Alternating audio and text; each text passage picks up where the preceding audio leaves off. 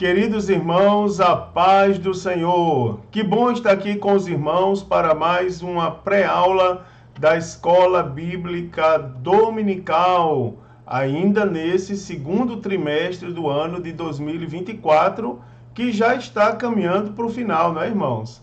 E esse trimestre que tem por título a carreira que nos está proposta, o caminho da salvação, santidade e perseverança para chegar ao céu. Amados irmãos, a lição de hoje que nós vamos tratar é a lição de número 11, e ela tem por título a realidade bíblica do inferno. Queridos irmãos, para essa lição, o texto áureo está no Evangelho segundo escreveu o evangelista Mateus, capítulo de número 25, versículo 41, que diz assim: Então dirá também aos que estiverem à sua esquerda: Apartai-vos de mim, malditos, para o fogo eterno preparado para o diabo e seus anjos. Amados irmãos, a verdade prática diz: o inferno é um lugar real de dor, agonia e desespero. Sua realidade é um alerta para nós ao longo da nossa jornada. E para essa lição, a leitura bíblica em classe está no Evangelho segundo escreveu o evangelista Mateus, capítulo 25, dos versículos 41 ao 46. E diz assim: Então dirá também aos que estiverem à sua esquerda: Apartai-vos de mim, malditos, para o fogo eterno, preparado para o diabo e seus anjos. Porque tive fome, e não me destes de comer. Tive sede, e não me destes de beber. Sendo estrangeiro, não me recolhestes. Estando nu, não me vestistes. E estando enfermo e na prisão, não me visitastes. Então eles também lhes responderão, dizendo: Senhor, quando te vimos com fome, ou com sede, ou estrangeiro, ou nu, ou enfermo, ou na prisão, e não te servimos? Então lhes responderá, dizendo: Em verdade vos digo que, quando a um destes pequeninos o não fizestes, não o fizestes a mim. Irão estes para o tormento eterno, mas os justos para a vida eterna. Queridos irmãos, os objetivos dessa lição são mostrar o pensamento humano a respeito do inferno, saber como a Bíblia, como a palavra, aliás, inferno aparece na Bíblia, e compreender a doutrina bíblica do inferno. Para nós começarmos, irmãos, você sabia que muitas pessoas não acreditam no inferno? É interessante porque a lição soa aos nossos ouvidos, num primeiro momento, como uma lição não propícia, não é, para nossas escolas bíblicas dominicais. Mas nós estamos num processo de crescimento, não é? Num processo de amadurecimento espiritual. E é importante nós falarmos acerca do lugar para onde vão as pessoas que não temem a Deus. E aí muitas pessoas vivem como se a iniquidade valesse a pena.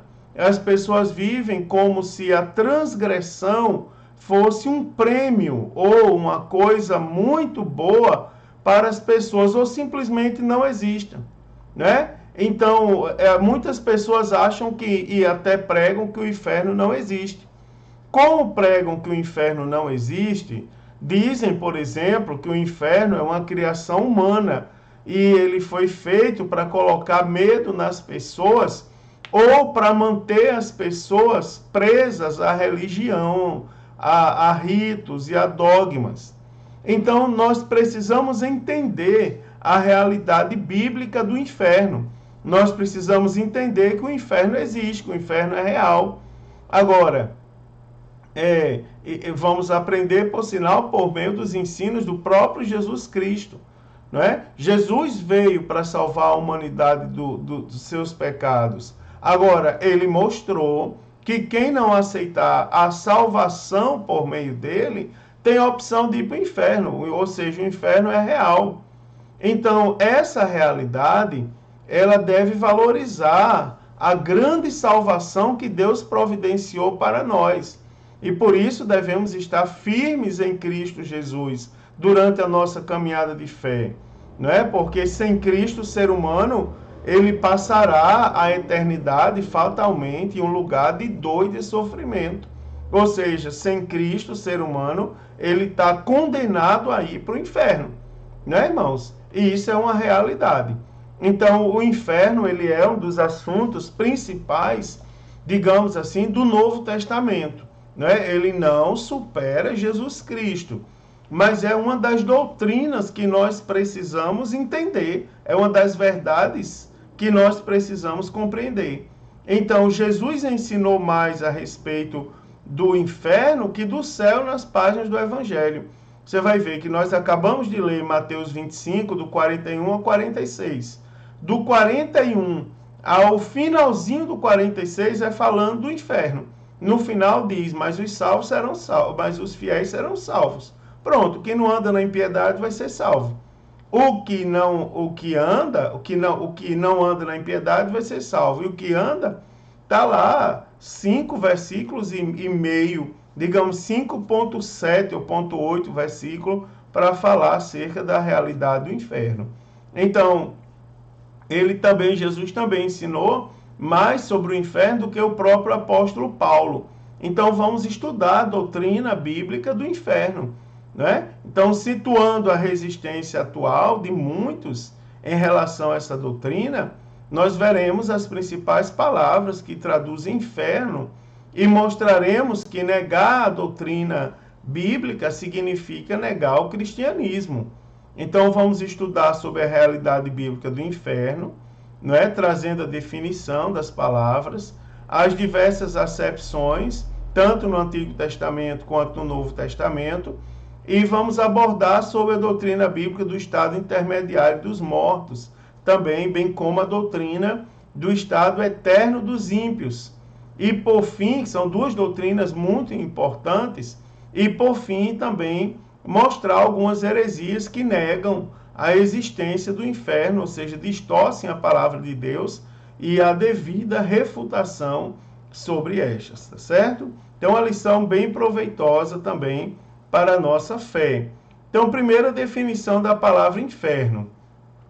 Dicionário da língua portuguesa, ele define inferno como um local habitado pelos mortos e que, para os cristãos, lugar ou situação pessoal em que as almas pecadoras se encontram após a morte, submetidas a penas eternas. Não é? Como o dicionário da língua portuguesa define inferno. É a definição etimológica. Teologicamente, a palavra inferno vem do latim infernus, que significa lugar inferior, né? E ela foi usada por Jerônimo na Vulgata Latina para traduzir do hebraico a palavra Sheol no Antigo Testamento e do grego no Novo Testamento a palavra Geena, né? Que é inferno, Hades, não é? A região dos mortos. E aí Jerônimo translitera o termo tartarô, não é? Ou tártaro, não é? Que significa lançar ao tártaro, ou seja, lançar ao inferno, ou prender no inferno, tá certo? Então, essa é a definição teológica.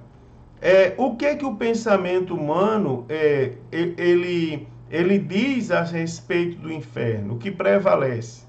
Existem, não é, alguns filósofos e teólogos, segundo o autor da lição, que eles possuem a mente cauterizada, ou seja, a mente ela se situou em determinada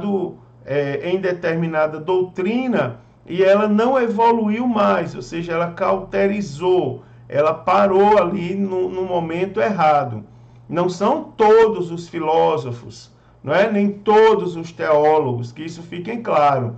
Ninguém vai dizer na sala de aula que todo teólogo, ou que alguém falou que todo teólogo e filósofo tem a mente cauterizada. Não, alguns possuem, né? E o autor ele é bem sábio, porque ele diz: os que vivem na incredulidade, não é? Ou seja, é aquele grupo que vive no mundo da incredulidade, que é dominado pelos poderes das trevas nesse mundo, eles negam prontamente a realidade do inferno. Então, alguns filósofos humanistas, eles dizem que a afirmação bíblica da existência do inferno, ela não é compatível com os valores éticos modernos. Também teólogos modernos, não é? E pós-modernos negam a inspiração plenária da Bíblia, né? E por esse motivo agem para enfraquecer a doutrina bíblica sobre o inferno, né? Dizendo que se trata de um pensamento pagão que deve ser erradicado da Bíblia. Outros, né? Outros eles até chegam a admitir que certas pessoas irão para o inferno, mas por tempo provisório, tá certo? Isso é uma coisa provisória e não definitiva. Então, durante esse período, serão purificadas e receberão a segunda chance para entrar no céu. Você vê que é uma coisa assim que foge completamente à realidade bíblica. Quem minimamente conhece a Bíblia consegue refutar isso aí com certa facilidade. Também a gente tem o ensino do universalismo, não é? E nesse caso, ele é muito frequente na atualidade, e é o falso ensino de que, no final das contas, todas as pessoas irão para o céu. Então, por exemplo, não haveria diferença no destino de um assassino frio e cruel para um crente que buscou ter uma vida santa, fugindo do pecado, não é? Então, segundo esse pensamento, o universalismo, a ideia central dele é de que todos somos filhos de Deus. E como ele é um ser de amor, não pode condenar o ser humano a uma punição eterna, não é? Isso aqui é uma heresia, né, irmão? Isso aqui é um ensino atual, é uma distorção da Bíblia. E a principal finalidade é desviar a atenção do verdadeiro caminho, do caminho da verdade, tá certo? E aí nós temos o alerta apostólico, não é? Então esses falsos ensinos, eles revelam a fraude que muitos intelectuais, ditos intelectuais cristãos, cometem a respeito do cristianismo bíblico. Aí eu estou ensinando agora, nesse momento aqui, né? Nesse momento histórico, eu estou ensinando a segunda carta de Pedro à minha igreja, e no capítulo 2 de 2 Pedro, alerta acerca dos falsos mestres. E ele fala da sutileza dos falsos mestres, né? Ou seja, eles chegam, como é uma coisa sutil, os falsos mestres, eles chegam transvestidos, digamos assim, de pessoas boas, de pessoas formais, de pessoas que aparentemente pregam a verdade. Mas o que eles fazem, na verdade, é transformar a verdade de Deus em mentira. Eles negam integralmente o ensino bíblico a respeito da realidade bíblica do inferno, por exemplo, não é? Como se encontra claramente exposto no Novo Testamento. Então, não por isso, né? Não por acaso, é que o apóstolo Paulo, ele escreveu a respeito desses falsos ensinadores também, que eles teriam aparência de piedade, mas negariam a eficácia. Também ele disse que eles resistiriam à verdade, e também disse que eles apostatariam da fé e dariam ouvido à doutrina de demônios, tendo suas consciências cauterizadas. Isso aqui é um perigo, não é? Então, atualmente, nós estamos, irmãos, testemunhando de maneira vívida todos os alertas apostólicos quanto a falsos ensinos e também falsos ensinadores nos últimos dias. Né? Então, isso aqui está se disseminando. Toda e qualquer doutrina bíblica que for distorcida, ela tem por objetivo desviar a nossa fé, né? Desviar a nossa atenção da verdade e nos conduzir para um estágio de falsidade ideológica, tá certo? Uma falsidade mental, como se as pessoas não respeitassem o nosso pleno direito de pensar. Também como a palavra inferno aparece na Bíblia. E eu quero chamar a atenção dos irmãos para alguns detalhes. Primeiro, no Antigo Testamento, a primeira palavra a ser destacada no Antigo Testamento é Sheol, né? Que é mundo inferior dos mortos, sepultura, inferno ou cova. Essa palavra, ela traz a ideia do Antigo Testamento para morada dos mortos, ou lugar que não tem retorno. É uma palavra que aparece cerca de 65 vezes no Antigo Testamento. Então, a sepultura, né, o lugar para onde os mortos iam, os fiéis seriam resgatados desse lugar e os ímpios não seriam resgatados de lá. Então, no Antigo Testamento, o ensino sobre o destino das pessoas se concentrava mais para o lugar onde os corpos das pessoas iam, não para o destino da alma após a morte. Né? Então tem esse detalhezinho interessante aí, quando a gente for ler o Antigo Testamento em relação à questão dos mortos. Não é? O Antigo Testamento ele dá ênfase ao lugar para onde os corpos iam, tá certo? Não para o destino da alma. Então não existe, portanto, um texto claro no Antigo Testamento a respeito da divisão do Sheol entre o lugar de castigo e outro de bênçãos. Então o Antigo Testamento aponta para o Novo. Né? Nesse caso, o Antigo Testamento ele aponta para o Novo. Então, nesse testamento, a doutrina do destino eterno das pessoas após a morte é bem clara.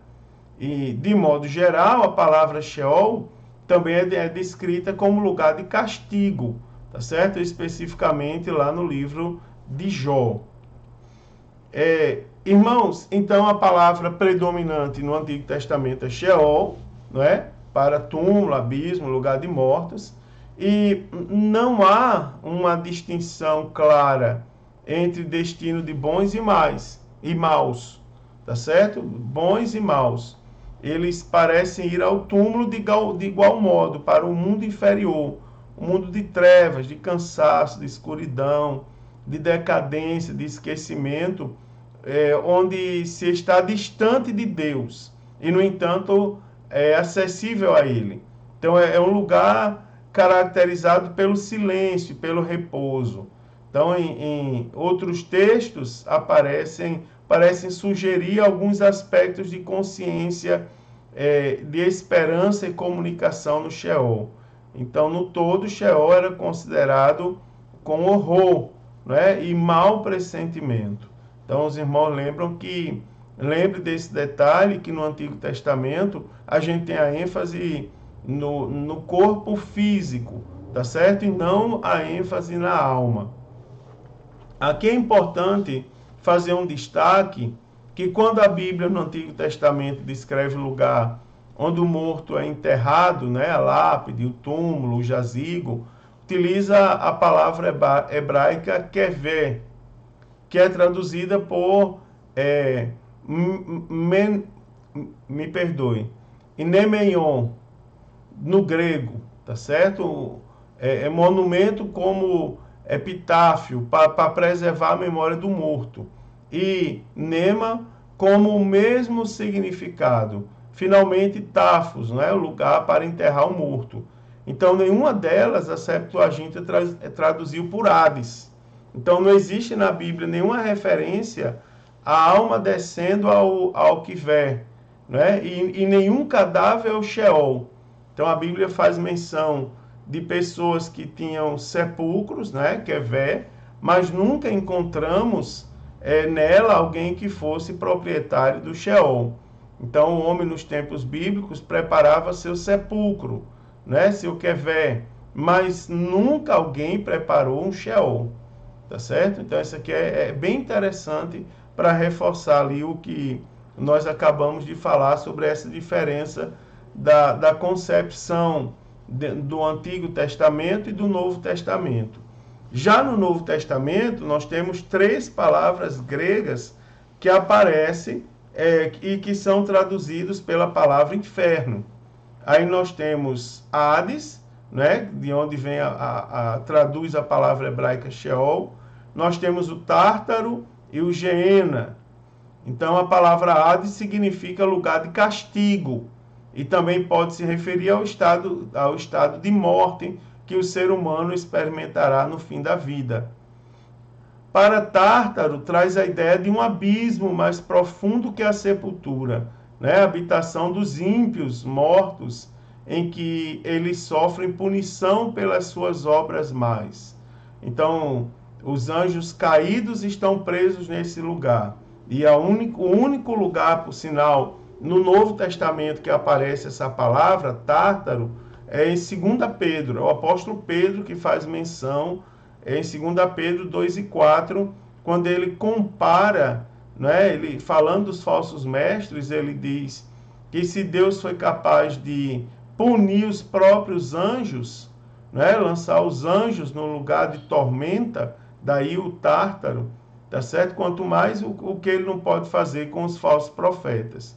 Então, seguindo, né, adiante, a palavra Geena, que aparece 12 vezes no Novo Testamento, significa castigo eterno. E é uma palavra que deriva de termos hebraicos, né, atrelados ao vale de Inom, né, ao lado sul e leste de Jerusalém. Então, nesse lugar, os adoradores de Moloque sacrificavam bebês pelo fogo. Né? Moloque é o deus dos sacrifícios infantis. Então, não por acaso, o profeta Jeremias se refere ao vale de Inom como de julgamento. Né? E no Novo Testamento era um lugar em que se queimava o lixo da cidade. Então, essa palavra ela recebeu todo o simbolismo de castigo eterno, fogo eterno e julgamento final, que faz jus ao termo inferno. Ainda no Novo Testamento, a palavra de origem grega Hades, ela é usada com muita similaridade para Sheol, né? Na mitologia grega era a habitação dos mortos, né? Então o termo Hades, ele se tornou importante para os judeus como o termo típico usado pelos tradutores da Septuaginta, né? A Septuaginta era a tradução do Antigo Testamento hebraico para o grego, né? Para traduzir o termo hebraico Sheol para o grego. Então, no Novo Testamento, o Hades ele tinha 3 significados. Podia significar morte, também o lugar de todos os mortos e o lugar dos mortos ímpios somente. Então, o contexto ele determina qual significado o autor pretende dar em determinada passagem. Então, a gente precisa analisar o contexto e entender o contexto para a gente saber de fato o que o autor quis, qual o sentido que o autor ele quis dar quando utilizou a palavra em específico. Também o Tártaro, né? Da forma grega Tártaro, ela ocorre somente em 2 Pedro. Ela identifica a habitação particular dos anjos que caíram na revolta satânica primitiva. Né? Quando o apóstolo Pedro está falando do castigo dos falsos mestres, ele faz uma citação ali com um correlacionamento meio que com a mitologia grega. Né? Seria o Tártaro, seria o lugar para onde seriam lançados os deuses gregos que se inclinaram da mitologia, né? Que se inclinaram para o mal. Também a doutrina bíblica do inferno. Isso aqui é importante a gente entender. Então, o conceito bíblico de inferno, à luz de Mateus 25:41, a gente pode dizer com clareza que o inferno é um lugar real, tá certo? A Bíblia, ela cita em vários lugares o inferno. No caso aqui, nós estamos usando Mateus 25, 41. O Deus justo, né, e bom jamais faria um lugar como esse para um ser humano criado à sua imagem e semelhança, não é? Mas sim, foi um lugar preparado para o diabo e seus anjos que se rebelaram contra ele. Agora, tem um detalhe: quando o ser humano despreza Deus e sua palavra, não é? Colocando-se sobre o governo do Deus desse século, que é o diabo, então ele será também sentenciado ao mesmo lugar que Satanás e os seus demônios foram sentenciados. Não é? O lugar foi criado para Satanás, para os anjos decaídos, mas também para o ser humano que despreza Deus e despreza a sua palavra. Por sinal, é a apostasia dos últimos dias, não é? A blasfêmia contra Deus e contra a sua própria palavra. Então, o que nos ensina a doutrina? Então, a realidade do inferno é um ensino integralmente bíblico, descrito como um lugar de tristeza, vergonha, não é, dor e extrema agonia. Isso porque o ser humano irá para o inferno de maneira integral, tá certo? Corpo e alma, não é? Então, de acordo com o vasto ensino do Novo Testamento, todas as pessoas que desprezam Jesus como Senhor e Salvador de sua vida, eles passarão a eternidade totalmente separados de Deus, na presença do diabo e dos seus demônios. Então, é uma doutrina real, tá certo? E objetiva, é uma doutrina que existe, não é, irmãos? E que ela precisa ser observada também. São várias as passagens do Novo Testamento que denotam a realidade do inferno como lugar de castigo eterno, tá certo? Fogo inextinguível, tá certo? Está lá em Mateus 3:12. Também fornalha acesa, Mateus 13, 42 e 50. Trevas, Mateus 8:12. Também fogo eterno, Mateus 25, 41. E lago de fogo, né? Em Apocalipse 19 e 20. Também capítulo 20, versículos 10, 14 e 15. Então, o castigo eterno, ele se configura como uma penalidade aos que se rebelam contra Deus e contra a sua palavra. Então, por isso, esse castigo ele tem relação direta com o pecado, não é? Todos os pecadores que não se arrependeram de seus pecados serão lançados no lago de fogo, não é? O inferno, né? Logo após o julgamento do grande trono branco. Contudo, precisamos observar uma coisa muito importante. A ida do ser humano para o inferno não é uma iniciativa de Deus, tá certo? Mas é fruto da escolha do ser humano em viver deliberadamente em rebelião contra o Altíssimo.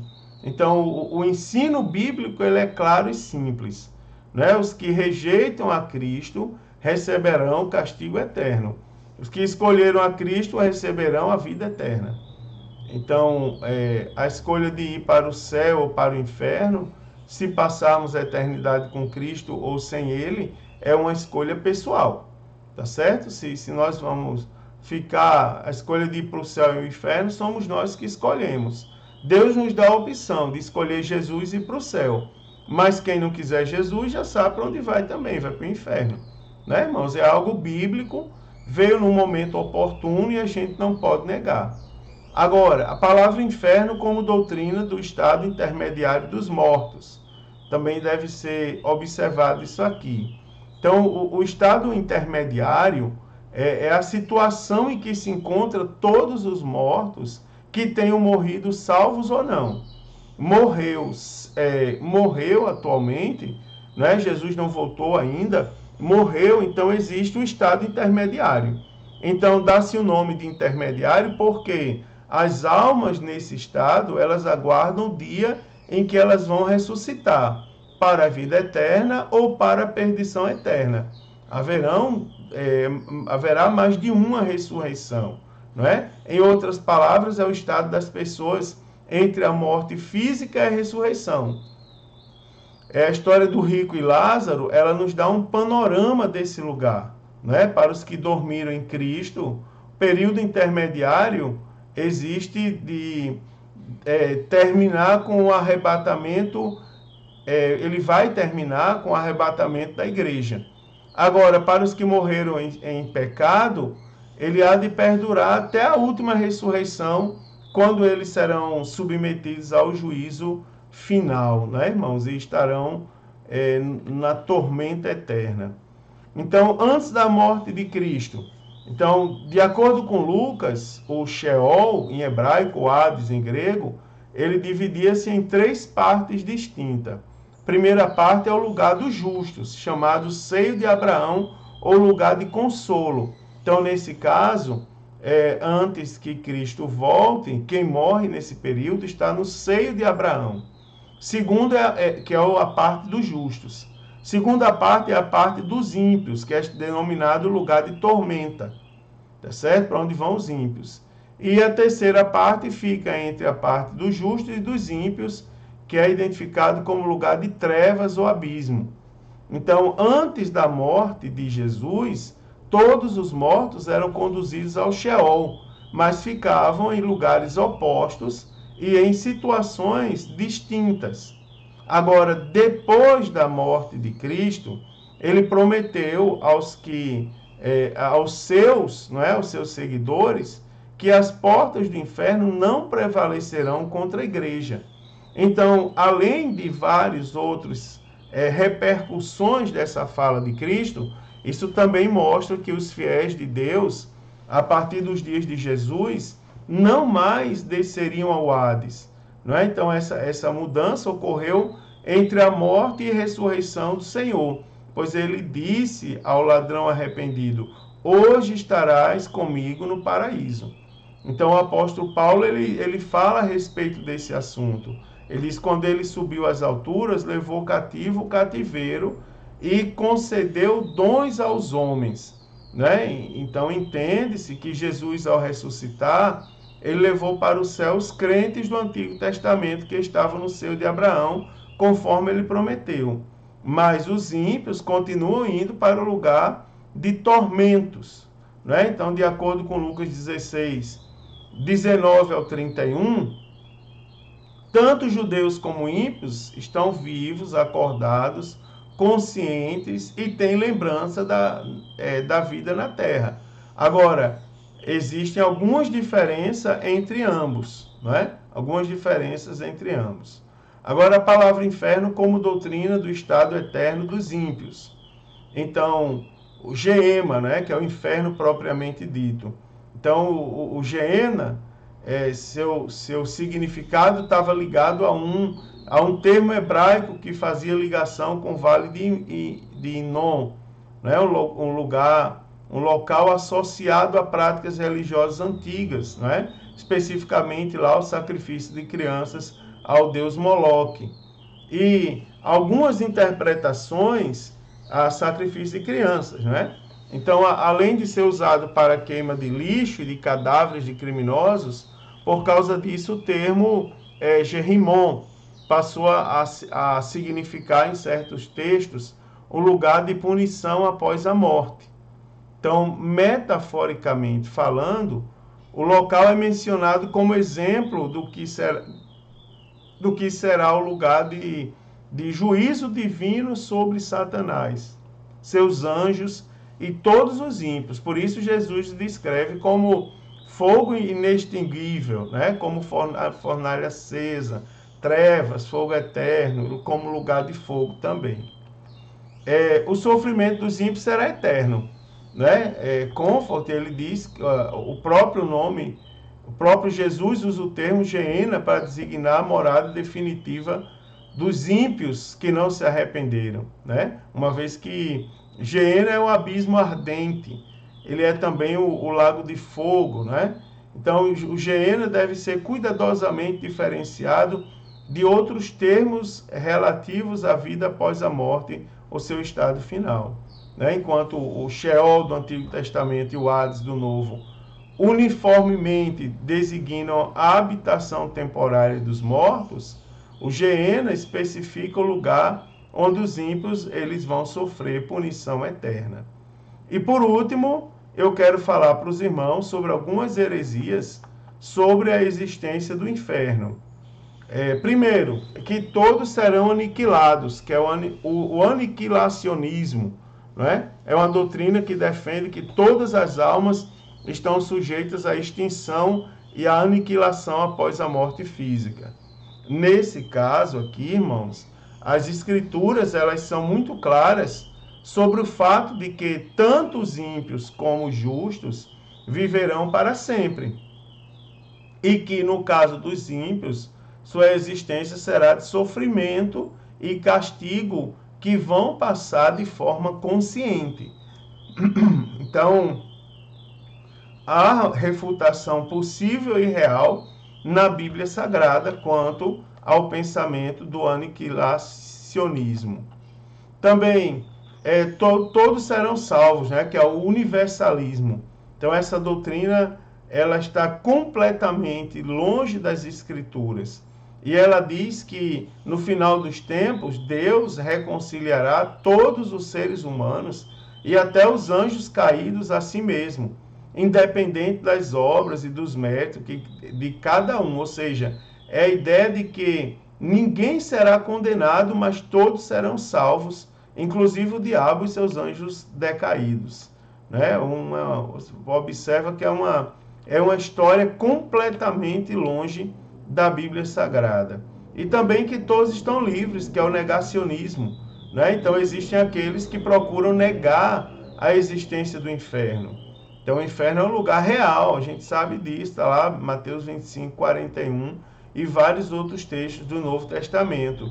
E é um lugar e é um dos assuntos principais, não é? O inferno ele é tanto real como é um dos principais assuntos do Novo Testamento. Então, Jesus ensinou mais a respeito do inferno que do céu nas páginas dos evangelhos. Né? E a realidade do inferno é um ensino completamente bíblico. Então, de acordo com o Novo Testamento, nesse sentido, todas as pessoas que desprezam Jesus como Senhor e Salvador de sua vida, eles vão passar a eternidade totalmente separadas de Deus, na presença do diabo e dos seus demônios, não é?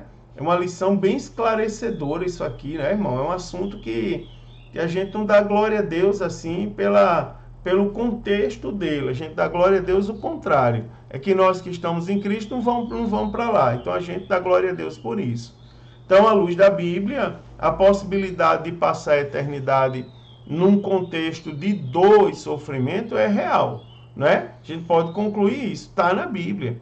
Então essa realidade ela deve valorizar mais a tão grande salvação que Deus providenciou para as pessoas. E por isso nós devemos estar firmes em Cristo durante a nossa jornada de fé. Porque sem Cristo o ser humano ele vai passar a eternidade completamente distante de Deus. Então o inferno é tão real quanto o céu. Né? Então, essa doutrina ela está ali, inserida nos fundamentos das Escrituras e não em fábulas, tá certo? Isso aqui não é uma fábula, não é uma criação humana, isso aqui tem base bíblica.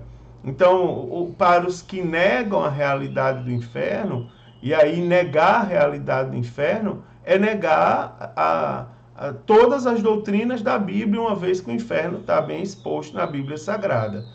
Então, a realidade bíblica aponta para uma eternidade de dor e sofrimento eterno para Satanás, seus anjos, e também para os ímpios. E aí, o que nos resta fazer?